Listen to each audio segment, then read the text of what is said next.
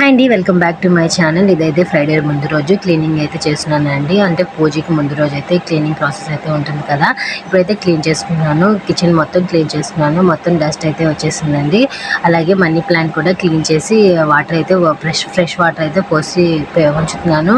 Money plant అయితే చాలా బాగా వస్తుందండి. చూడండి ఎంత ఫ్రెష్గా ఉందో. ఇప్పుడైతే మొత్తము అన్ని స్పూన్లు అవన్నీ తీసి పక్కన పెట్టేస్తున్నానండి. మొత్తం క్లీన్ చేస్తున్నాను. మొత్తం అంటే గ్యాస్ స్టవ్ దగ్గర వరకే క్లీన్ చేస్తున్నానండి. మొత్తం అయితే క్లీన్ చేయాలి. దీనికైతే ఒకరోజు సండే రోజు అయితే తీసుకొని మొత్తం క్లీన్ చేసుకుంటానండి. ఇప్పుడైతే గ్యాస్ స్టవ్ కింద మొత్తం జిడ్డు పేరుకుపోయింది కదా, మొత్తం క్లీన్ చేసేసుకుంటున్నాను. కిచెన్ క్లీనింగ్ అంటే చాలా పెద్ద ప్రాసెస్ అండి.